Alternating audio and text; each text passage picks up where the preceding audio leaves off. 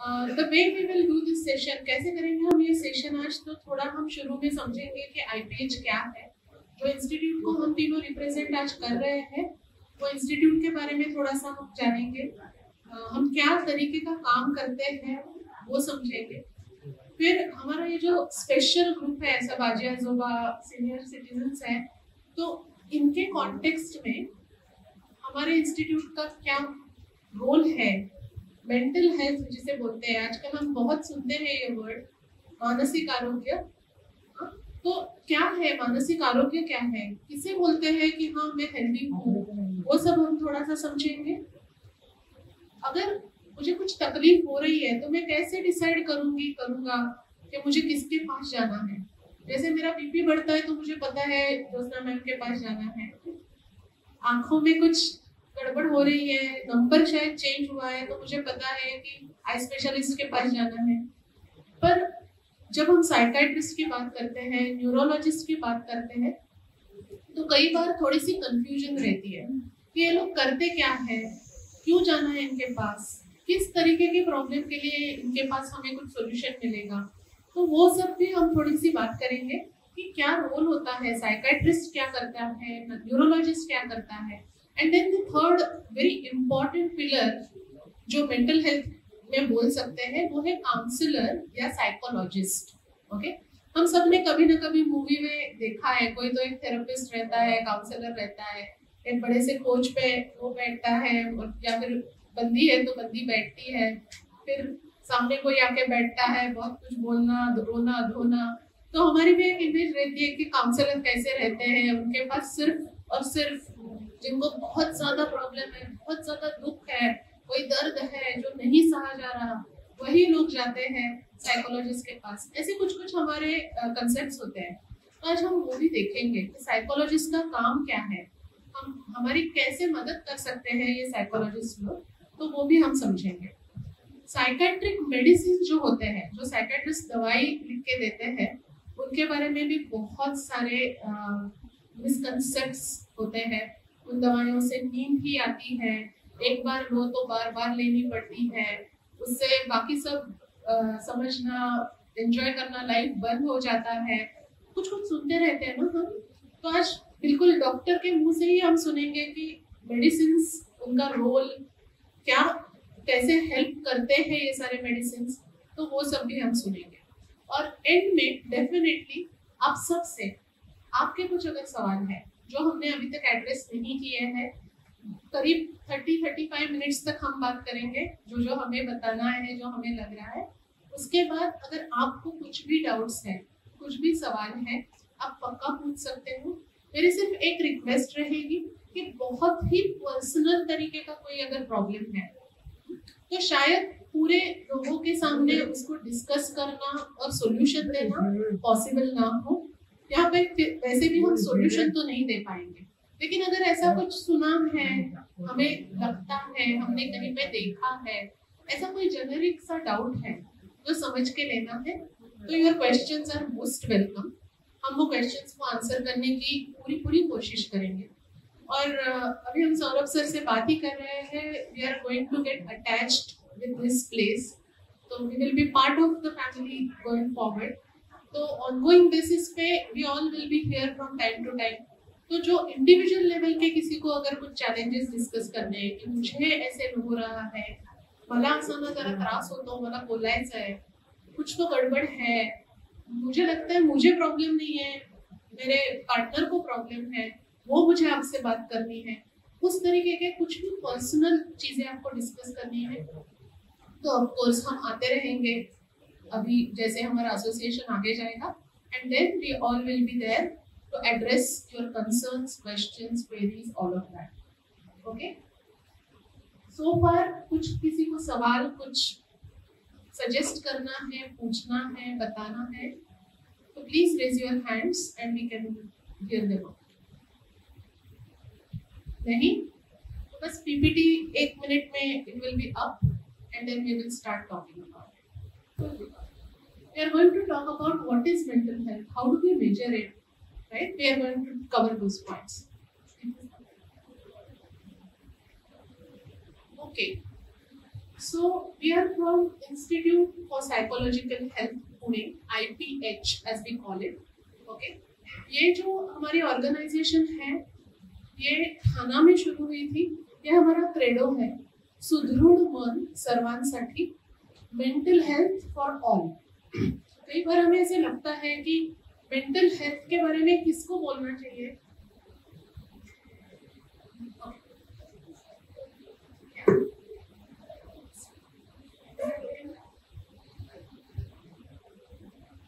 तो mental health के बारे में किसको सोचना चाहिए. हम क्यों सुन रहे हैं ये सब.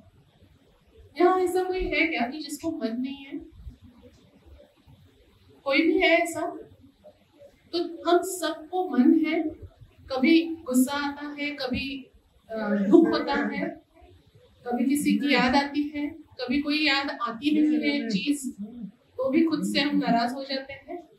तो जिसको मन है उन सबको, यानी हम सबको मन के साथ जुड़ी हुई कभी खुशियां है, कभी गम भी है. सही है. तो इसका ही मतलब है मेंटल हेल्थ भी हम सबका एक हिस्सा है. जैसे हमारे सबकी फिजिकल हेल्थ है वैसे ही हम सबकी अपनी मेंटल हेल्थ भी है. तो इसलिए हम सबको ये समझना, और ना कि because you are all elder citizens, बहुत बचपन से हमारे इंस्टीट्यूट बिल्कुल 4th 5th स्टैंडर्ड के बच्चों के साथ भी काम करती है. वहीं से हम ये स्प्रेड करना चाहते हैं कि हम अवेयर हो जाए मेंटल हेल्थ क्या है, मन क्या है, मन अच्छा होना, मन निरोगी होना मतलब क्या है, ये समझना बहुत इम्पोर्टेंट है हम सबके लिए. तो हम देखेंगे कि मेंटल हेल्थ क्या है और कैसे उसको हम मेंटेन कर सकते हैं. तो ये हमारी इंस्टीट्यूट है. ओके, सो थोड़ा सा हमारे इंस्टीट्यूट के बारे में बताती हूँ, just to let you know कि हमारा बहुत लंबा एसोसिएशन रहा है इस मेंटल हेल्थ के सेक्टर में. 32 इयर्स. सो ये इंस्टीट्यूट कब शुरू हुई थी. 1990 तब most of us were still going to colleges or schools, right? 1990 में ठाणा में, मुंबई के पास ठाणे जो है वहाँ पे ये इंस्टीट्यूट शुरू हुई थी. तो वहाँ पे हमारे इंस्टीट्यूट 32 साल से चल रही है. आज 3 फ्लोर्स का हमारा पूरा वहाँ पे सेटअप है. उसके बाद 2018 4 साल पहले, अभी मार्च एंड में हमने अपने 4 साल कंप्लीट किए पूना सेंटर के.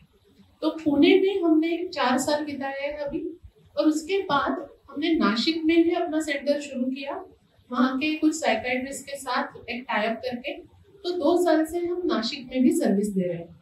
आज के मोमेंट पे हम पुणे, ठाणा और नासिक तीनों सेंटर्स में मिला के ऑलमोस्ट 100+ एक्सपर्ट्स है. और जब मैं एक्सपर्ट बोलती हूँ, psychiatrist who are doctors and psychologist and therapist. इसके अलावा हमारे साथ कई वॉलंटियर्स जुड़े हुए हैं, जो जैसे मैं बोल रही हूँ स्कूल्स में जाके बच्चों के साथ काम करना, टीचर्स के साथ काम करना, युवा पीढ़ी के साथ एडिक्शन जैसे टॉपिक्स पे काम करना, एडिक्ट्स के साथ काम करना. मुक्तांगण आपने सुना होगा, वो हमारे सिस्टर कंसर्न है. Doctor Anand Nadkarni is one of the very famous names and leading psychiatrist in the country at the moment, who is also founding member of IPH and one of the trustees as Muktangan. तो कई सारे समाज के स्तरों में बहुत सालों से हम इस चीजों को लेके काम कर रहे हैं. हमारा गोल क्या है, मेंटल हेल्थ फॉर ऑल. तो कई बार हमें लगता है जब हमें बीमारी है तभी डॉक्टर्स के पास जाना चाहिए. अगर मैं पागल हो गई हूँ, मैं समझ नहीं रही हूँ, मुझे याददाश्त खोने की अभी दिख रही है संभावना, तो फिर मुझे जरूरत है कि मैं डॉक्टर के पास जाऊँ, काउंसलर के पास जाऊँ. पर जैसे हमने शुरू में कहा, मेंटल हेल्थ है, हम सब पहले से ही before even we get any illness रोज वॉकिंग करते हैं, थोड़ी एक्सरसाइज करते हैं, कोई योगा करता है. आजकल यंग एज में ही हम एक्सरसाइज करना शुरू कर देते हैं. That is for preventive reasons, right. हमें अच्छी हेल्थ रखनी है शुरू से. तो दैट इज अवर मोटो कि बचपन से, यंग एज से जितना जल्दी हो सके अगर मैं अवेयर हो जाऊं और अपने मेंटल हेल्थ पे भी काम करना, मेंटल एक्सरसाइज करना, अपने मेंटल हेल्थ में कुछ गड़बड़ी है तो वो पकड़ना, ये सब सीख लूं तो मेरे लिए अच्छा रहेगा. तो वो हमारा गोल है, मेंटल हेल्थ फॉर ऑल. सुदृढ मन हे सगळ्यांसाठी खूप महत्वाचं आहे. So what is health? Okay, हम जिसे हेल्थ बोलते हैं, अगर अभी मैं पूछूं हेल्थ क्या है, तो यूजुअली हम फटाक से बोल देते हैं कि मुझे कोई टैबलेट नहीं लेनी पड़ेगी, मेरा बीपी अच्छा है, मेरी शुगर कंट्रोल में है, मुझे कोलेस्ट्रॉल नहीं है. तो मोस्ट ऑफ अस हमें लगता है हेल्थ मतलब फिजिकल हेल्थ. मैं अच्छे से चल फिर सकती हूँ, अपने काम कर सकती हूँ. Mental, very nice, yes. तो फिजिकल हेल्थ एक पार्ट है मेरे हेल्थ का, और एक पार्ट है साइकोलॉजिकल या mental health, as you rightly said sir. और तीसरा पार्ट है सोशल हेल्थ. तो यूएन जो है, WHO जो है, वर्ल्ड हेल्थ ऑर्गेनाइजेशन, अभी कोविड के चलते हम सब ने WHO के बारे में कई बार सुना है, तो उन्होंने भी अपनी जो डेफिनेशन की है कि हम कब बोल सकते हैं कोई बंदा हेल्दी है, जब वो तीनों पैरामीटर्स पे, मेरी बॉडी, मेरा मन और सोशल हेल्थ क्या है, मेरे काम की जगह पे, मेरे फैमिली के साथ, मेरे नेबरहुड में, मेरे रिश्तेदार जो है उनके साथ, मेरे आसपास रहने वाले लोग, इन सब से भी मेरे अच्छे खासे रिलेशंस बने हुए हैं. मैंने ऐसे अच्छे खासे रिलेशन, जरूरी नहीं है कि मैं सबको पसंद आऊं या फिर मुझे सब पसंद आए, वो तो पॉसिबल नहीं है. पर रोज मैं किसी से झगड़ रही हूँ, मेरे काम की जगह पे मेरे लिए लोग खुश नहीं है, या मुझे हर कोई प्रॉब्लमेटिक ही लगता है, मैं लोगों से दोस्ती नहीं बना पाती हूँ, कोई भी मेरा ग्रुप अच्छे से जम नहीं सकता है, तो इसका मतलब है सोशल रिलेशंस रखने में कहीं ना कहीं तो गड़बड़ी हो रही है, राइट. और वो भी कहीं ना कहीं जाके मेरे साइकोलॉजिकल या मेंटल हेल्थ से ही जुड़ी हुई चीजें हैं. तो मैं जब बोलती हूँ मेरी हेल्थ क्या है, जब मेरे पास ये तीनों पैरामीटर स्ट्रॉन्ग है, इन तीनों को मैं मॉनिटर करती हूँ, उन पे काम करती हूँ, तो मैं बोल सकती हूँ कि मेरा ओवरऑल हेल्थ अच्छा है. अब फिजिकल हेल्थ तो हम अच्छे से मेजर कर सकते हैं, ब्लड टेस्ट कर लो, वेट कर लो, कोलेस्ट्रॉल मेजर कर लो, USG निकाल लो, ECG निकाल लो. There are so many test, so many instruments, बहुत आगे निकल चुका है साइंस. तो हमें मेजर करना इजी हो जाता है when it comes to physical health parameters. पर मन कहाँ है? ऐसा कोई ऑर्गन है क्या मन? कभी हमें लगता है यहाँ पे मन है, हम बोलते हैं ना मन खराब हो रहा है, कभी लगता है यहाँ पे मन है. मेनली हमारा ब्रेन जो है, वहां से ये सारी चीजें होती है. पर मन जिसे बोलते हैं, जहाँ अच्छा लगता है, बुरा लगता है, गुस्सा आता है, लो लगता है, कुछ ना करूँ लगता है, कभी बहुत मोटिवेटेड लगता है, ये सब चीजें जो होती है वो मन करके जो ऑर्गन है उसमें होती है. और वो कोई दिखाने वाला, किसी भी स्कैन में दिखने वाला कोई ऑर्गन नहीं है, वो है मेरी पूरी नर्वस सिस्टम, मेरा ब्रेन, सारा मिला के मेरा मन है. पर मैं ऐसे देख नहीं सकती कि हाँ मन को ना थोड़ी सूजन है, नहीं पकड़ सकती किसी भी टेस्ट में. फिर मैं अपनी मेंटल हेल्थ को कैसे एसेस करूंगी, देखेंगे हम. Okay, so what is healthy mind? अगर मैं ये पूछती हूँ कि हेल्दी माइंड क्या है, तो उसकी ना कुछ छोटी छोटी सी हम बोल सकते हैं टेस्ट है. ओके, क्या है ये टेस्ट? कि मैं जो कुछ मन में एक गोल है मेरा, कुछ मुझे काम करना है, जैसे मुझे एक बहुत दिनों से इच्छा है कि मैं किसी चीज के बारे में लिखूं, मेरी बहुत सारी यादें हैं और मुझे वो लिखनी है, एक छोटी सी पुस्तिका बनानी है, ये मेरा गोल है.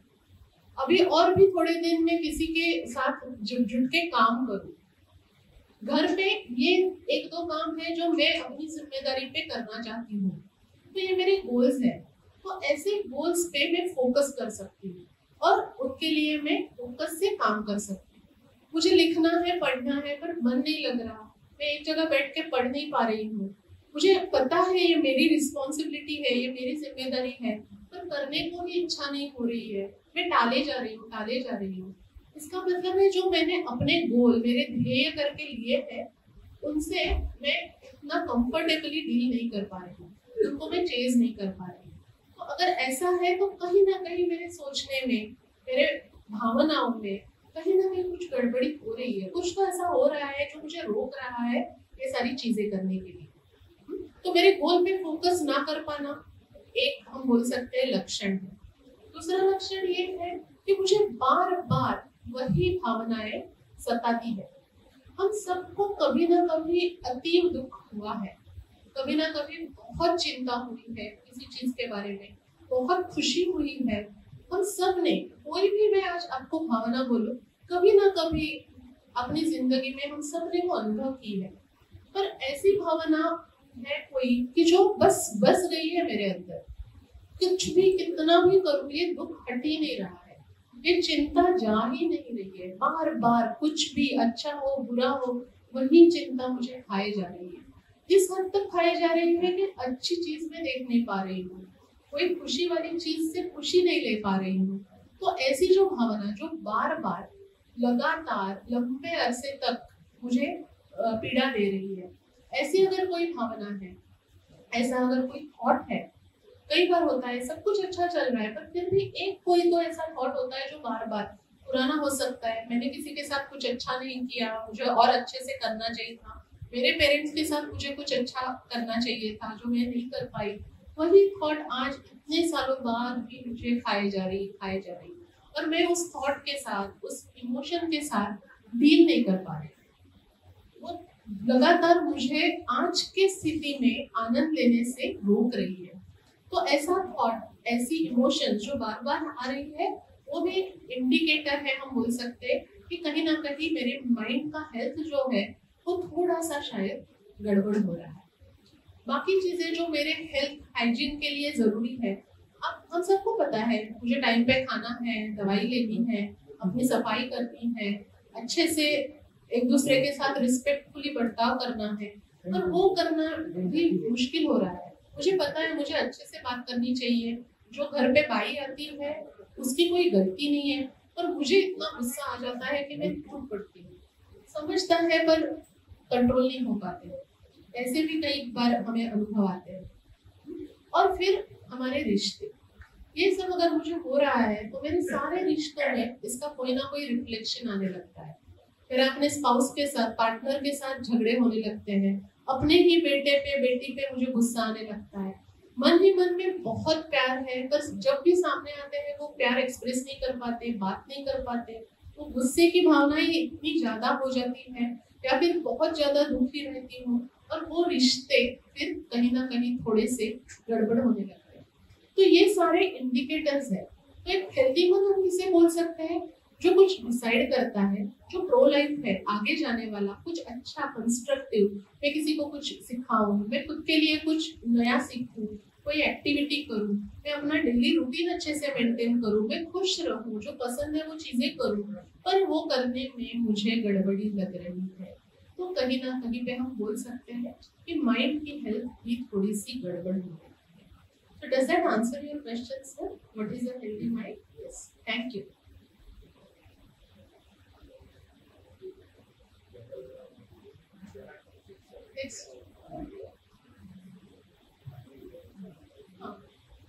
ओके, तो जब मैंने बोला कि माइंड, हेल्दी माइंड, तो उसका अपोजिट क्या हो गया? Unhealthy mind. तो या तो मेरा माइंड हेल्दी है या तो फिर सीधा अनहेल्दी है। पर ऐसा तो नहीं है ना। हम सबको भी, मैं अगर पूछती हूँ आपकी फिजिकल हेल्थ हेल्दी है या नहीं है, मेरी हेल्दी है या नहीं है, इट्स अ स्पेक्ट्रम। कुछ चीजों पे कुछ गड़बड़ है, कुछ चीजें ठीक ठाक चल रही है। किसी को शुगर का प्रॉब्लम है, किसी को शायद कोलेस्ट्रॉल का प्रॉब्लम है। हाँ, तो पूरी हेल्थ है या पूरी हेल्थ नहीं, ऐसी चीज नहीं है। बिल्कुल मन के लिए भी वैसा ही है। हम ये नहीं बोल सकते कि मैं मेंटली हेल्दी हूँ या फिर मैं मेंटली अनहेल्दी हूँ। तो इट्स अ स्पेक्ट्रम, वहाँ पे काफी सारी चीजें हमें देखनी पड़ती है। तो अगर हम ये स्पेक्ट्रम समझने की कोशिश करें तो जो सबसे सीवियर बोल सकते हैं वो है डिसऑर्डर्स, मन के आजार, मराठी में बोलेंगे मनाचे आजार या मन के रोग। ओके, जो स्किज़ोफ्रेनिया जैसे आपने देखा होगा, मूवीज में देखा होगा, कभी पढ़ा होगा, कभी किसी के साथ होते हुए देखा होगा। तो स्किज़ोफ्रेनिया ये हम बोल सकते हैं एक डिसऑर्डर है, मन का एक रोग है जिसमें मैं अपनी सारी एबिलिटीज अच्छे से यूज नहीं कर पाती हूँ। अगर मुझे ऐसा कोई डिसऑर्डर है तो मैं चाहूँ तो भी ठीक से सोच नहीं सकती, ठीक से मैं सोच नहीं सकती, ठीक से मैं प्रॉब्लम्स को सॉल्व नहीं कर सकती, एनालाइज नहीं कर सकती। मेरी एबिलिटी टू काम करना, औरों को समझना, खुद के मन में जो है वो एक्सप्रेस करना, वो सब में मुझे प्रॉब्लम आती है। तो ऐसी जो बहुत इंटेंस वाली मन की बीमारी है उसे हम बोलेंगे डिसऑर्डर। तो ऐसे अगर डिसऑर्डर्स है तो मुझे मेडिकेशन की जरूरत है, पूरा मेरे डॉक्टर के साथ बिल्कुल रेगुलर मेडिकेशन चलेगा। और मैं क्या कर सकती हूँ, ये सब होते हुए भी मैं क्या काम कर सकती हूँ, कैसे खुद के पैरों पे खड़ी रह सकती हूँ, कैसे मैं अपना खुद का कुछ क्रिएटिव लाइफ बना सकती हूँ, ये सब मुझे सोचना होगा। तो ये हो गया एकदम इंटेंस वाला स्पेक्ट्रम कि जहाँ पे हम बोल सकते हैं कि मन काफी हद तक हेल्दी नहीं है, तो उसे हम बोलेंगे डिसऑर्डर। दूसरा जो है वो है डिस्ट्रेस। मुझे कोई रोग नहीं है, पर आजकल बार बार गुस्सा हो रही है, बार बार मन नाराज हो रहा है, हर चीज में इतना टेंशन लेती हूँ मैं। मतलब चाय में शक्कर नहीं है तो भी ऐसे लगता है यार ये क्या हो गया, आज का दिन, आज की चाय तो बिल्कुल गड़बड़ है। और शक्कर है तो लगता है मेरी शुगर होते हुए भी शक्कर डाली है, अब तो गई, कल तो पकड़ेगी मेरी ब्लड शुगर में, मैडम पी ली मैंने आज ये चाय। हाँ, तो छोटी छोटी बातों पे भी मेरे इमोशंस जो है वो बहुत ज्यादा यहाँ वहां होने लगते हैं। बहुत गुस्सा या बिल्कुल ही गुस्सा नहीं, जहाँ पे आना चाहिए वहां पे भी नहीं आता है, या फिर स्ट्रेस बहुत आ जाता है। उस लेवल का स्ट्रेस कि फिर मैं एंजॉय नहीं कर पाती लाइफ। सब कुछ ठीक ठाक है पर वो चाय की शक्कर सुबह से शाम तक मेरे दिमाग में घूमती रहती है, तो उसे हम बोलेंगे डिस्ट्रेस। कि जहाँ पे बीमारी नहीं है कोई, पर थोड़ा सा कुछ तो मेरे सोचने के ढंग में, जिस तरीके से मैं अपने इमोशंस को देख रही हूँ वहाँ पे थोड़ी सी गड़बड़ है। तो कोई मुझे थोड़ा सा हेल्प कर दे, कोई मुझसे बात कर ले, कोई मुझे दिखा दे, समझा दे, या फिर मैं किसी से बात कर लूँ, सिर्फ मेरे जो थॉट्स है, मेरे जो विचार आ रहे हैं वो किसी के साथ शेयर करूँ तो अच्छा लगता है। तो आप सबके अपने अपने ऐसे कोई दोस्त होंगे, ऐसे कोई कजिन्स होंगे जिनके साथ आप वो क्लोज रिलेशन एक्सपीरियंस कर चुके हैं। उस दोस्त के साथ जब बात करती हूँ ना तो ये सब बड़ा सिखाती हूँ, ऐसा कई बार होता है। तो डिस्ट्रेस ये सिचुएशन है कि जहाँ पे छोटी से छोटी चीजें हमें अननेसेसरीली बहुत ज्यादा एक्सटेंड तक अफेक्ट करती है। ओके, तो उसे बोलेंगे हम डिस्ट्रेस वाली सिचुएशन। और तीसरा जो है, जो हम बोल रहे हैं डेवलपमेंट। अभी मुझे कोई प्रॉब्लम नहीं है, मैं ठीक ठाक खुद को मैनेज करती हूँ, सही चीज पे गुस्सा आता है, सही चीज पे दुख होता है, सही चीज पे खुश हो जाती हूँ, सब कुछ ठीक ठाक चल रहा है। पर और कुछ कर सकती हूँ क्या मैं जो मेरे डेवलपमेंट के लिए अच्छा है, और अच्छे रिश्ते बनाऊं, और अच्छी तरीके से खुद को मैनेज करूं। आज मेरी मेमोरी अच्छी है, वो वैसे ही शाबुत रहे इसलिए कुछ करूं। ये सब जो है जहाँ पे प्रॉब्लम नहीं है, पर आज जैसी हूँ जैसा हूँ वहां से कुछ अच्छा कर सकता हूँ क्या, तो हम बोलेंगे डेवलपमेंट। तो वहां पे भी हमें एक्सपर्ट्स की जरूरत है, थोड़े से इनपुट की जरूरत है, कुछ एक्टिविटीज करने की, कुछ मेहनत करने की। आप कई सारी एक्टिविटीज करते हो, हमारी बात हो रही थी, तो वो सारा हम बोलेंगे डेवलपमेंट। उससे मन अच्छा रहता है, खुशी मिलती है, दोस्ती प्यार आपस में एक ग्रुप का फीलिंग बढ़ता है, तो वो सब हम बोलेंगे कि डेवलपमेंट वाला है। तो मेंटल हेल्थ में जब हम बोलेंगे, हमें समझना है हम सब ये स्पेक्ट्रम में कहीं ना कहीं पे हैं। डिसऑर्डर बहुत कम लोगों में रहेगा, पर डिस्ट्रेस हम सब होते हैं, कभी ना कभी थोड़े से हमारे इमोशंस यहाँ वहाँ हो जाते हैं। और डेवलपमेंट भी हम सबको चाहिए, हम सबको इच्छा होती है कि और अच्छा कैसे करें। ओके, सो हम आईपीएच की टीम जो है हम क्या क्या करते हैं क्विकली बताती हूँ। डॉक्टर्स कंसल्टेशन, सो हमारे पास हमारी अपनी साइकेट्रिस्ट डॉक्टर्स की टीम है। आज जो डॉक्टर आदित्य हमारे साथ हैं हमारे टीम से, ये साइकेट्रिस्ट है, वो उनके सब्जेक्ट्स के बारे में हमें बताएंगे। देन हम काउंसलिंग करते हैं, साइकोलॉजिस्ट, काउंसलर्स, थेरेपिस्ट, अलग अलग आपने उनके नाम सुने होंगे। तो डॉक्टर सुवर्णा और माई सेल्फ हम काउंसलर्स हैं, तो काउंसलिंग का काम हम करते हैं। असेसमेंट्स, जैसे हम लैब में जाके टेस्ट करते हैं, blood test, sugar test, ECG, USG, वैसे हमारी बुद्धि कैसे काम कर रही है, हमारी भावनाएं कैसी है, हमारे बर्ताव कैसे हैं, इन सब के लिए भी हम कुछ कुछ असेसमेंट कर सकते हैं। मन की टेस्ट बोल सकते हैं हम उसे, मन कैसे काम कर रहा है। तो ऐसे कई सारे असेसमेंट्स भी हम करते हैं, जहाँ पे हमें पता चलता है। कई बार हमें नहीं पता होता है ना कि मैं बहुत गुस्सा करती हूँ, तो मुझे आसपास वाले बोलते हैं आजकल बहुत गुस्से वाली हो गई है, पहले ऐसे नहीं थी। तो ऐसे कई असेसमेंट्स हैं जो ये सब मुझे बताते हैं कि कहाँ पे मेरा थोड़ा सा कुछ तो पैटर्न चेंज हो रहा है। फिर हम काफी सारे एक्टिविटी ग्रुप, जैसे आप यहाँ पे एक्टिविटीज करते हो बच्चों के लिए, यंग पॉपुलेशन के लिए, वर्किंग पॉपुलेशन, वुमेन और सीनियर सिटीजन, इन सब के लिए हम अलग अलग एक्टिविटी ग्रुप्स चलाते हैं हमारे सेंटर्स में, या फिर ऐसे कई हमारे जहाँ पे टाइप्स है वहाँ पे जाके। और फिर हम काफी सारे वर्कशॉप्स रन करते हैं। स्ट्रेस मैनेजमेंट हो गया, खुद का इमोशनल मैनेजमेंट हो गया, एंगर मैनेजमेंट हो गया, और फिर जो मेंटल हेल्थ के सेक्टर में काम करने वाले लोग हैं, काउंसलर्स के लिए ट्रेनिंग, डॉक्टर्स के लिए ट्रेनिंग, क्योंकि आप अगर देखो तो 32+4+2 इतने सालों का एक्सपीरियंस अब हमारे पास है, तो हम हमारी भी कम्युनिटी के बाकी एक्सपर्ट्स को ट्रेन करने के लिए भी काफी सारे काम करते हैं। Okay, so I'll now hand over to Dr. Swarna and she will take it from there. Thank you, Shilpa. So अभी तक आपको ये समझ में आया होगा कि मन क्या है, मानसिक हेल्थ किसको बोलते हैं, और IPH क्या है और हम क्या करने वाले हैं। मुझे ऐसा लगता है ना, हम एक छोटा सा डेमो लेते हैं मन क्या होता है। Ready? Everybody ready for it?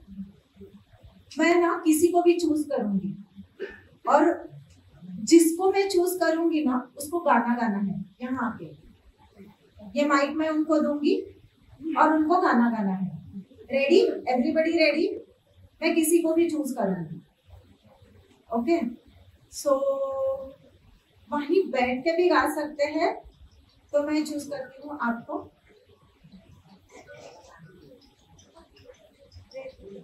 हाँ?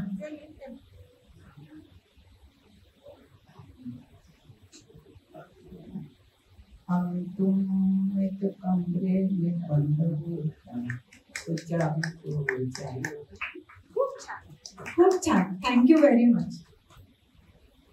ना हो जाएगा तेरा ये बदल जाएगा, मेरी आवाज ही पहचान दरिया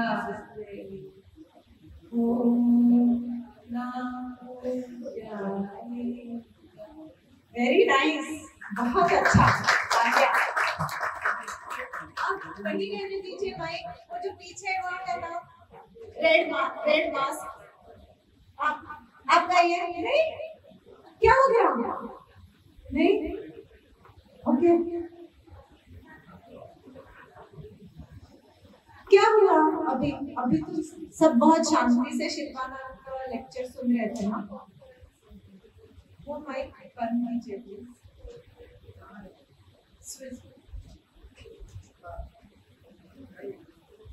You want to say something, sir? He wants to sing. You want to sing? Please, I would like to listen. Yes.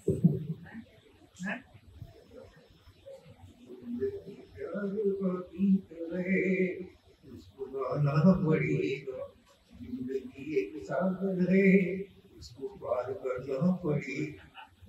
बहुत अच्छा। एक धागा सुखाचा, 100 धागे दुःखाचे, जरदारी है वस्त्र माणसा तुझ्या आयुष्याचे। Very nice. पांघरशी जरी असला कपडा, येशी उघडा जाशी उघडा, कपड्यासाठी तरीशी नाटक 3 प्रवेशाचे।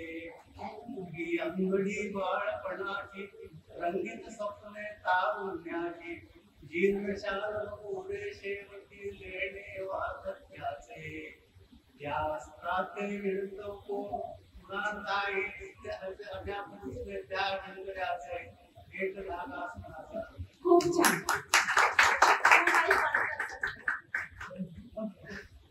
क्या हो गया? आप सोच रहे हो कि अभी तो मन के बारे में बोल रहे हैं और गाना गाने को बोल रहे हैं कि क्या है IPH में कैसे लोग हैं, इनको खुद को ही शायद ट्रीटमेंट की जरूरत है ना? हो सकता है, लेकिन अभी क्या हुआ? बहुत शांति से सब लोग सुन रहे थे ना, तो मैं बंद कराल का प्लीज, ऐकू येतं. Okay fine, thank you. So अभी क्या हुआ, सब लोग शांति से सुन रहे थे. शिल्पा मैडम कुछ बोल रही थी, मैं यहाँ आ गई तो मैंने कुछ कुछ कर दिया. जब शिल्पा मैडम बोल रही थी तब आपका मन कैसा था? और जब मैंने आपको बोला कि अब मैं किसी को भी चूज करूंगी और गाना गाने को बोलूंगी, क्या क्या हो गया? आपके मन में कुछ विचार आए? जिनको गाना गाना आता है शायद उनके मन में विचार आए होंगे, मुझे बोलना चाहिए, मैं ये गाना गा सकता हूँ, मेरी आवाज भी अच्छी है, मुझे गाना है. कौन सी भावना हो सकती है मन में? एक्साइटमेंट हो सकती है. जिनको गाना नहीं आता उनके मन में क्या विचार आए होंगे? मैंने आंटी को चूज किया, आंटी आपके मन में क्या विचार थे और क्या भावना आ गई? मराठी में भी बात कर सकती है.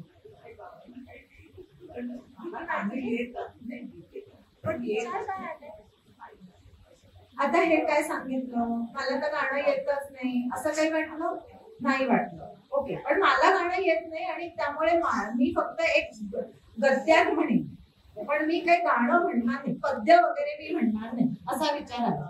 आणि तुम्ही रिलॅक्स्ड होता. तुम्ही या एक मिनिट आता गाणं म्हणायला नाही सांगणार आहे. मी जेव्हा तुम्हाला विचारलं, जब मैंने आपको बोला गाना गाइए, तो आपके मन में क्या क्या विचार आए?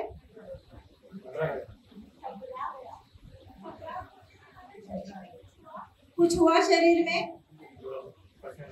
पसीना आ गया, पसीना आ गया, शायद हार्ट रेट बढ़ा होगा. उनके मुंह से भी बहुत हमको लग रहा था ना कि वो बहुत डिस्ट्रेस में चले गए. समझ में आया डिस्ट्रेस क्या है? That is distress. फिर उनको बोला, ये घबरा गए, शायद वो शर्मा गई. वो तो एकदम पीछे से चली गई. उनको तो मुझसे बहुत दूर भागना था, वो शायद किचन में भी भाग जाती, लेकिन शायद सौरभ सर यहाँ बैठे हैं, उनकी ड्यूटी यहाँ होगी तो शायद नहीं गई होगी. सर क्या बोलेंगे, ड्यूटी इधर है ना? फिर मैंने इनको बोला, ये भी बहुत शांत थे, उनको भी उनके आपके क्या विचार थे? अंकल गाना नहीं आता, मैं नहीं गाऊंगा, ऐसे कुछ विचार थे? तो लग रहा था कि जो नहीं होता वो क्यों करना है.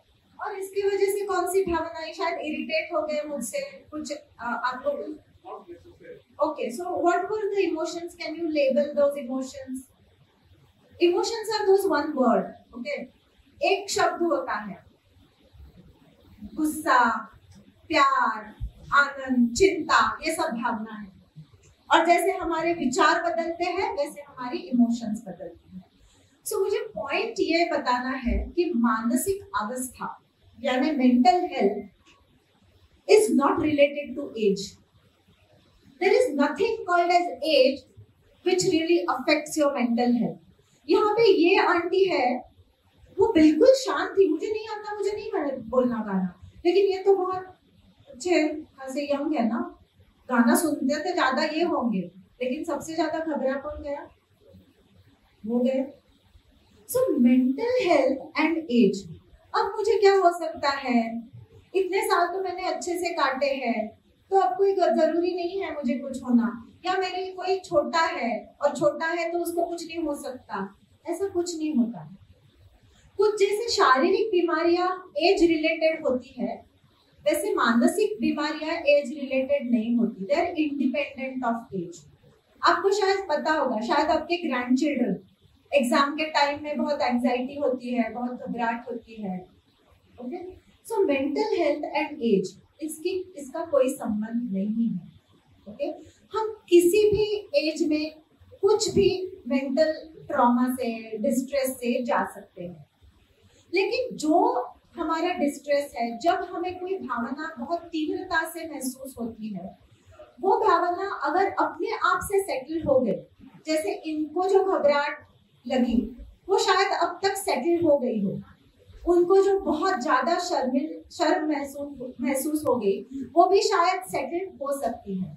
लेकिन अभी की जो सिचुएशन थी वो बहुत ही अक्यूट थी, बहुत ही साधारण थी. गाना बोला था, अब नहीं गा पाई तो ठीक है, लेकिन जिंदगी में हर सिचुएशन इतनी कम तीव्रता की नहीं होती. उस सिचुएशन में अगर हमें कुछ भावनाएं अगर महसूस हुई और वो अगर सेटल नहीं हो पा रही, उसके वजह से हमें ज्यादा सोचना, ओवर थिंकिंग शुरू हो गया हो, भावना महसूस होती है, तब शरीर में कुछ अलग सी महसूस होने लगती है। कभी कभी हार्ट रेट बढ़ता है, कभी कभी वीकनेस महसूस होता है, कभी कभी चेस्ट में ऐसा बहुत टाइटनेस लगता है, और तब मैं बहुत ज्यादा थिंकिंग या सोचने में खुद को मशगूल पाती हूँ। तो ये सब लक्षण है कि मुझे किसी से बात करने की जरूरत है या मुझे इसकी तरफ ध्यान देने की जरूरत है, और यही काम हम करते हैं। Okay, there are many situation. Yes sir, please. आपने बोला कि there is no relationship between age and mental health. But if you really look at the way life goes and the experiences which you have seen and what you have carried, which you can say is the baggage which you have, so does it not add to the stress in the system? Yes, I will. Yes, very good question, sir. Thank you for asking that question. Okay. अगर आप जैसा बोल रहे हैं वैसा अगर process होता, okay, पहले तो हम ये समझ लेते हैं कि शरीर और मन, ये जो दो चीजें हैं, शरीर को एजिंग होता है। ओके, जैसे सेल्यूलर लेवल पे मेरी सेल्स जब डीजनरेट होती है, तब मेरी body has an expiry date, okay, of my cells, but mind is ageless. Okay, so whether to carry this baggage or leave it by giving closure to every chapter and then just deload or leave it there and walk ahead depends on your personality, depends on your pattern of thinking, depends on your grooming and many other things.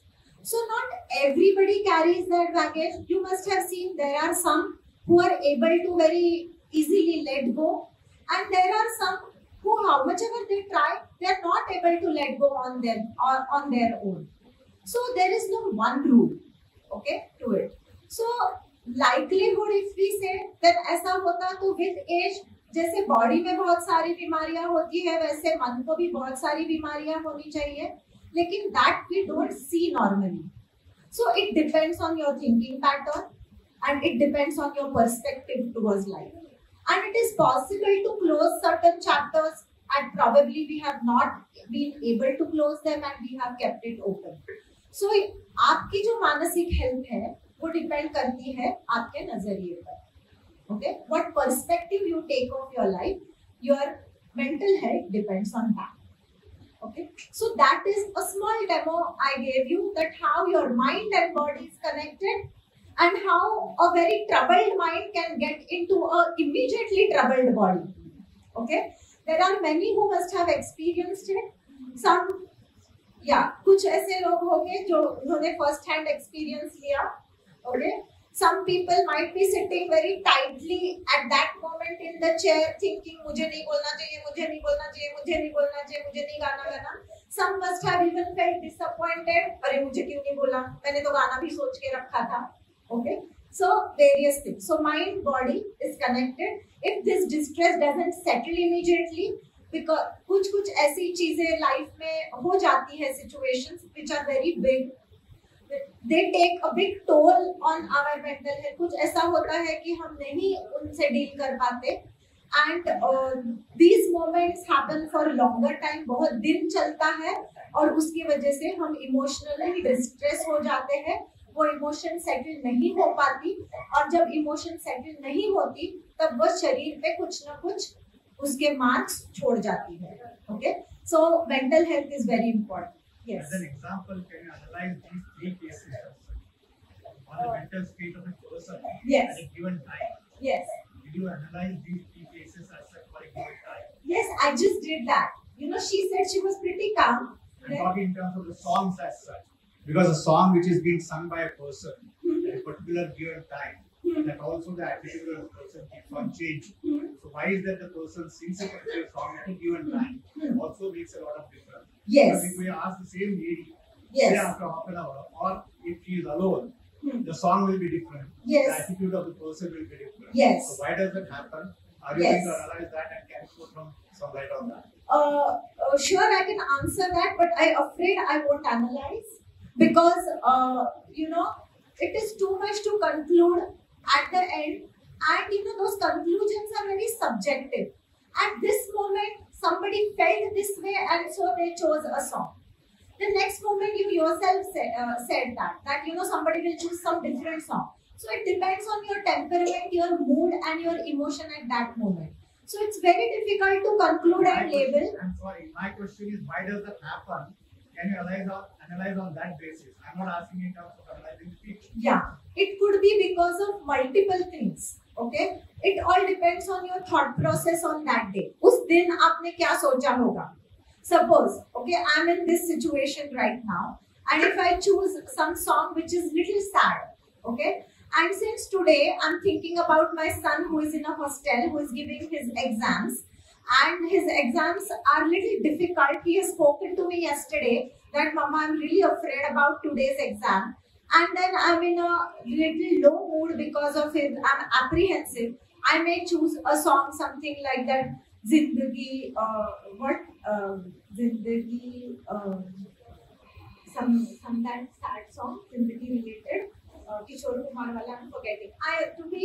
To make it the long story short, I may choose some song where which will reflect how life is difficult and how I have to go through that. Or I may choose a song based on motherhood. Ya maa kya hoti hai. So it also depends on my mood on that day. But it doesn't reflect my personality in total as such. For concluding on the personality, I may have to consider multiple aspects of that person's life.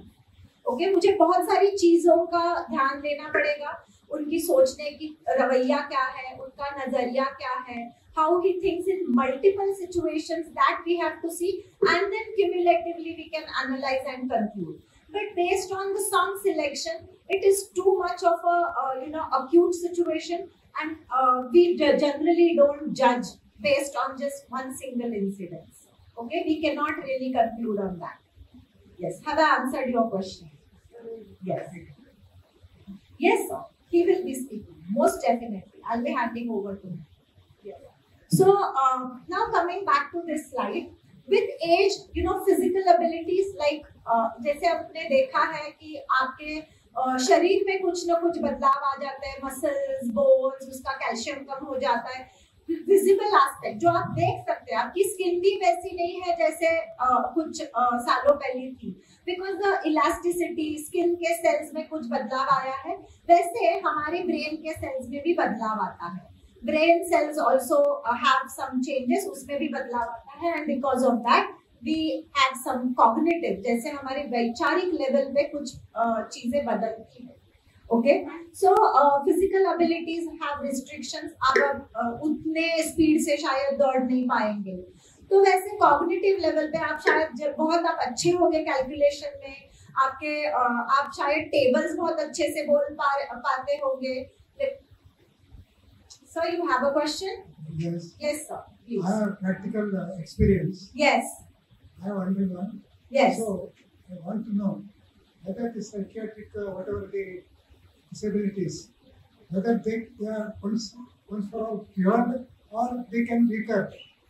Dr. Aditya will be speaking on that. I am afraid you will get your answer. Aditya, please keep in mind the question.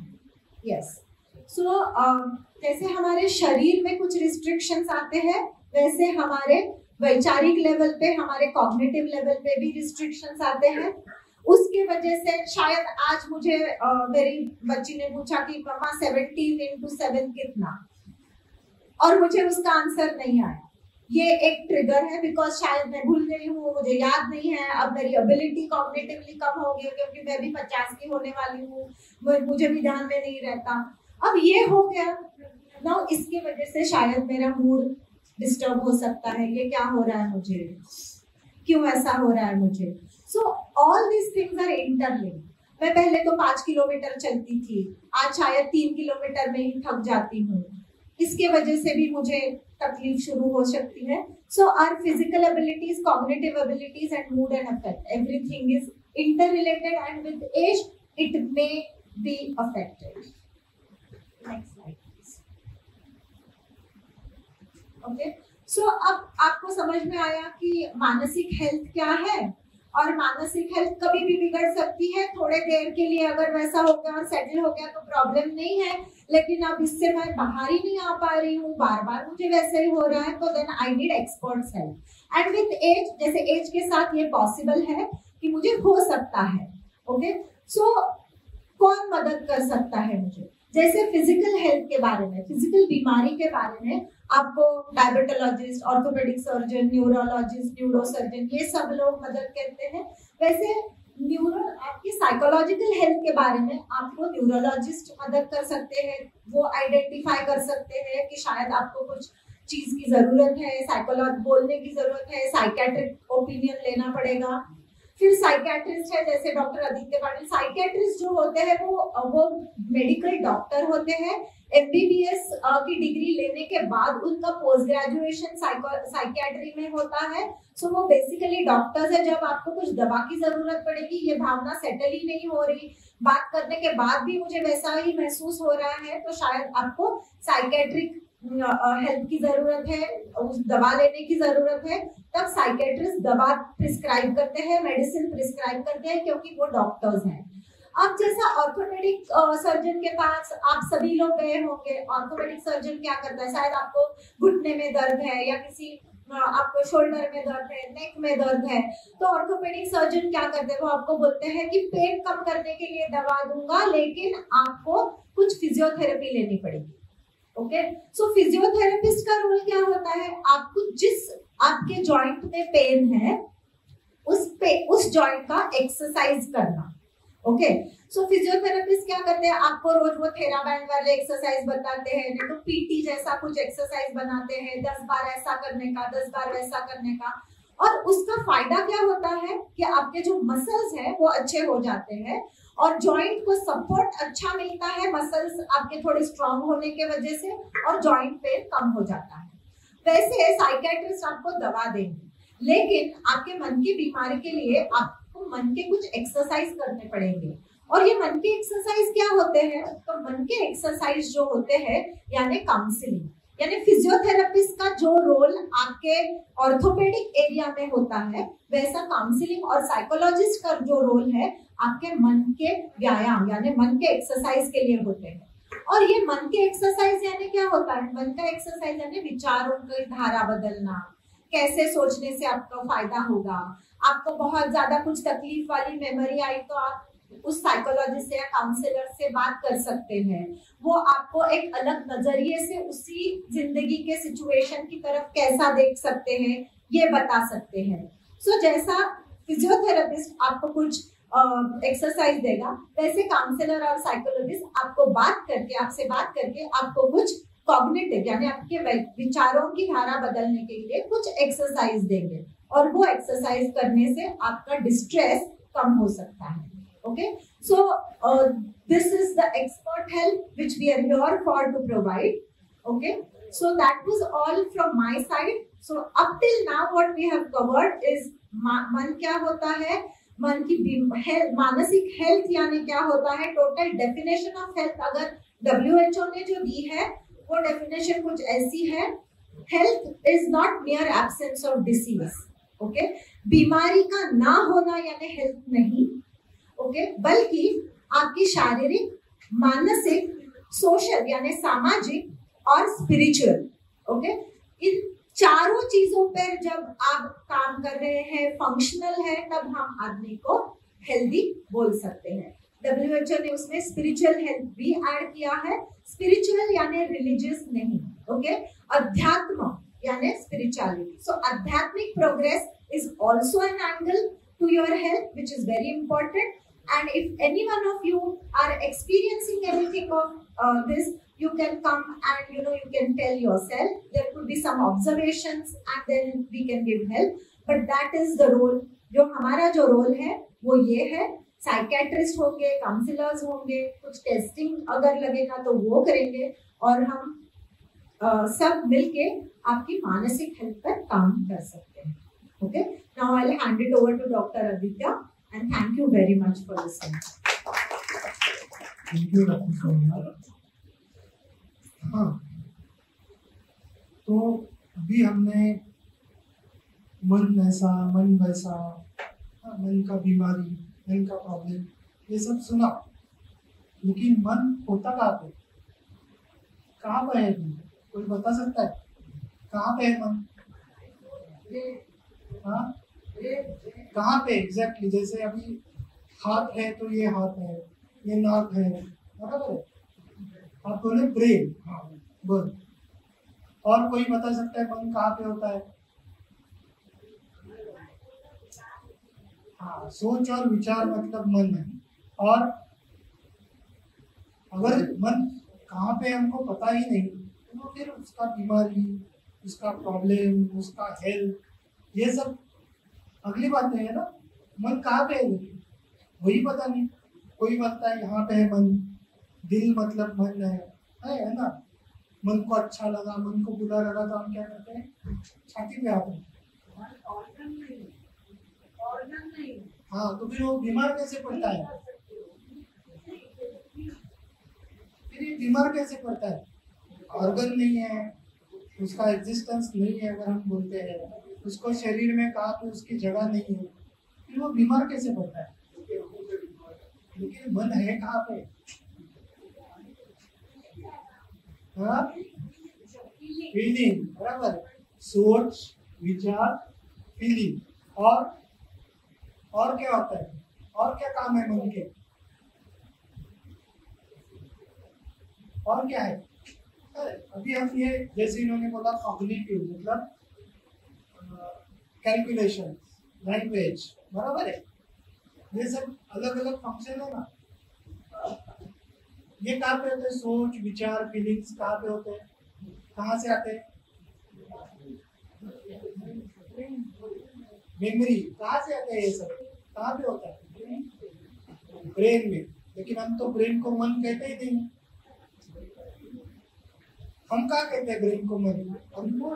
अपन क्या म्हणतो? Emotion, feeling, emotion. तो हम का आपण काय म्हणतो? मेंदू आणि मन, हे दोन वेगळे आहेत बोलतो की नाही? एकच आहे। अपन क्या म्हणतो? हम क्या कहते हैं? दिमाग अलग है, मन अलग है। अभी तो हम बोल रहे हैं कि मन के सारे जो मन मतलब विचार, मन मतलब फीलिंग, मन मतलब भावना, मन मतलब सोच, बराबर है। इसका मतलब क्या है कि दिमाग का ही एक पार्ट जिसके फंक्शंस हम नाप नहीं सकते, उसको बोलते हैं मन। मतलब जैसे अभी हम अगर हाथ का पावर है तो उसको नाप सकते हैं, इतना पावर है। उसके लिए ग्रेड्स है। जो न्यूरोलॉजिस्ट रहते हैं ना, जो दिमाग के डॉक्टर है, उनको बोलते हैं न्यूरोलॉजिस्ट। मतलब दिमाग के फंक्शन में, ब्रेन के जो एब्स्ट्रैक्ट फंक्शन में प्रॉब्लम आते हैं उसको बोलते हैं न्यूरोलॉजिस्ट। और ये जो दिमाग के एब्स्ट्रैक्ट फंक्शन मतलब सोच, विचार, भावना, उसके जो डॉक्टर है उसको बोलते हैं साइकियाट्रिस्ट। लेकिन दोनों भी एक जगह से होते हैं, हम बोलते हैं।